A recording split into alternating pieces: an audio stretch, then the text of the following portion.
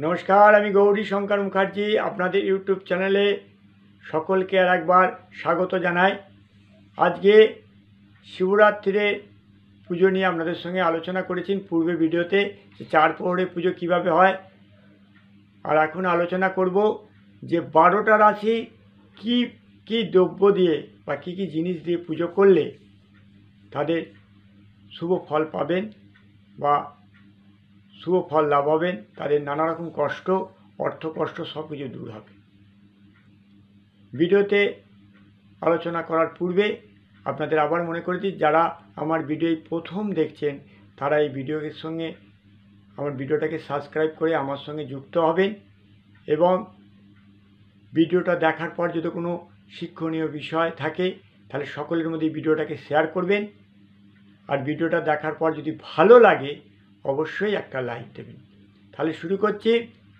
12টা রাশি শিবরাত্রিতে কীভাবে পুজো করবেন। প্রথম আসি মেষ রাশি। মেষ রাশির তারা শিবের যে অভিষেক আছে, শিবের অভিষেকগুলো করবেন বলে দিয়েছি আগের ভিডিওতে। অভিষেক করার পর সাদা ফুল শিবকে অর্পণ করবেন। সাদা ফুল অর্পণ করে শিবের কাছে প্রার্থনা করবেন, আপনার যা মনস্কামনা আছে অবশ্যই আপনি সেটা পাবেন। তবে মনে রাখবেন, সাদা ফুল বলতে আপনি কেতুকি ফুল কিন্তু আর তুলসী পাতা ব্যবহার করবেন না। এবার আসি বৃষ রাশি। বৃষ রাশি কী দিয়ে শিবের পুজো করবেন? দই এবং গঙ্গা জল। এই দই এবং গঙ্গা জল দিয়ে পুজো করে শিবকে অভিষেক করে পুজো করবেন এবং শিবের কাছে প্রার্থনা করবেন। টাকা পয়সা অর্থ করি এবং দাম্পত্য জীবনে যে সমস্যা আছে সেই সমস্যাও কিন্তু দূর হয়ে যাবে শিবকে যদি আপনি এই শিবরাত্রির রাত্রে দই এবং গঙ্গা জল দিয়ে শিবের অভিষেক করে পুজো করেন। এবার আছে মিথুন রাশি। মিথুন রাশি কী দিয়ে পুজো করবেন? বেলপত্র দিয়ে পুজো করবেন, বেলপাতা দিয়ে। যত বেশি বেলপাতা দিয়ে হোক আপনি পুজো করতে পারেন।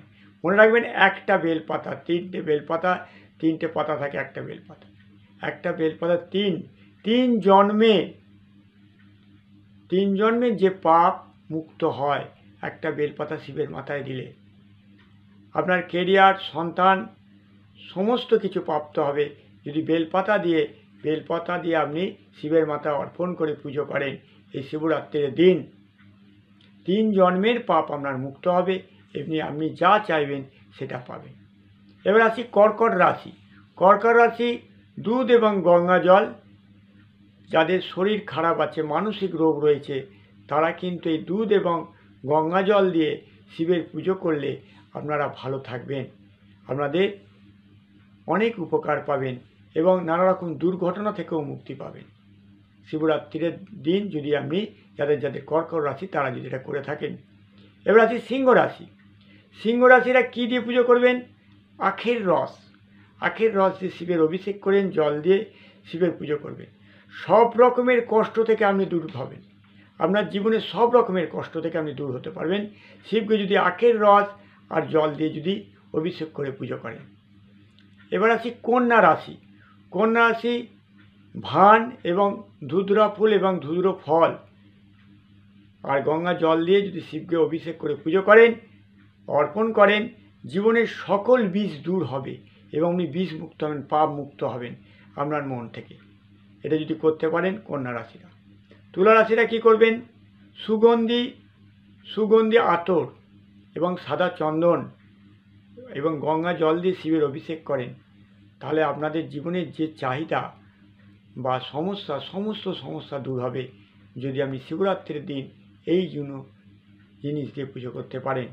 বৃশ্চিক রাশি কী দিয়ে করবেন? আতপ চাল এবং আবির দিয়ে শিবের অভিষেক করবেন। শিবের স্নান করিয়ে গঙ্গা জল দিয়ে স্নান করে আবির দিয়ে বেশ করে আগে শিবকে মাখিয়ে গঙ্গা জলে স্নান করে শিবের অর্ঘ্য ফুল টুল দিয়ে পুজো করবেন, আপনার মনস্কামনা করবেন, শিবকে অর্পণ করে আপনি অবশ্যই সেটা পারবেন। এবার আসছি বৃশ্চিক রাশি বললাম। এবার আসছি ধনু রাশি। ধনু রাশি কি না, একমুখে শিবের পুজো করে শিবের সামনে একটা একমুখো প্রদীপ, ঘিয়ের প্রদীপ জ্বালিয়ে শিবের কাছে আরতি করবেন এবং আরতি করার সময় আপনার প্রার্থনা করবেন, অবশ্যই আপনি শুভ ফল পাবেন। এবার ধনু রাশিটা বললাম। এবার আসি মকর রাশি। মকর রাশি কী করবেন না, মকর রাশি গঙ্গা জলের মধ্যে কালো তিল মিশিয়ে আপনি শিবকে অর্পণ করবেন। এতে কী হবে না, আপনার মানসিক সমস্ত কষ্ট দূর হবে। যদি সন্তানের সঙ্গে যদি কোনো অশান্তি হয়ে থাকে বা সন্তান আপনার বশীভূত হতে পারছেন না, সেটাও কিন্তু আপনার হয়ে যাবে এবং শত্রু নাশ হবে যদি আপনারা করতে পারেন। এরপর হচ্ছে কুম্ভ রাশি। কুম্ভ রাশিটা কী করবেন, প্লেন জল, গঙ্গা জল এবং বেলপাতা এটা দিয়ে যদি আপনি শিবের অভিষেক করেন বা শিবকে পুজো করেন, তাহলে আপনি মানসিক রোগ থেকে মুক্তি পাবেন। নানা রকম কাজের যে চাপ, বর্তমানে আপনার রাশিতে শনি সাড়ে চলছে 3টে রাশিতেই, তারা যে উপায়গুলো বললাম সব কটা কিন্তু যদি করতে পারেন, তাহলে কিন্তু আপনারা অনেক ফল পাবেন। এবার সর্বশেষ রাশি হচ্ছে মীন রাশি। এই রাশি কি না, চন্দন এবং জল দিয়ে যদি শিবের অভিষেক করেন, আপনার জীবনে যত রকমের সমস্যা আছে সেই সমস্যা দূর হবে।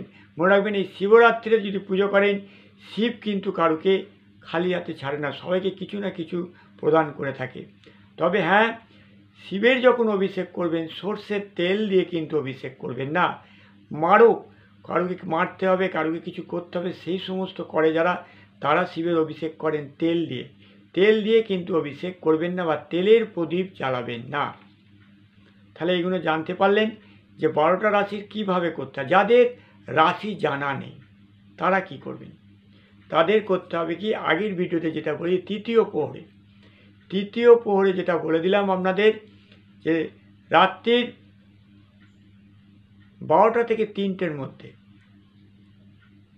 যে পুজোটা করতে হবে, তৃতীয় প্রহরে যে পুজো হয়, মানে তৃতীয় প্রহরের পুজো, আপনাদের স্নান করে ভালো করে রাতে স্নান করে শুদ্ধ কাপড় পরে শিবের সামনে বসে শিবকে পঞ্চামৃত দিয়ে অভিষেক করে ভালো করে বেলপাতা দিয়ে অর্ঘ্য দিয়ে 5 ফল দিয়ে কর্পূরে আরতি করে আপনি প্রার্থনা করুন।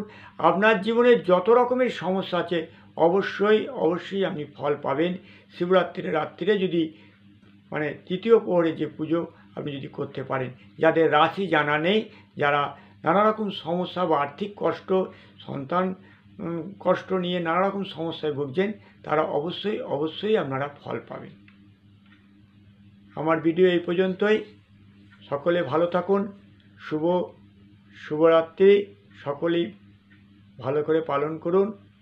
ওম নমঃ শিবায়।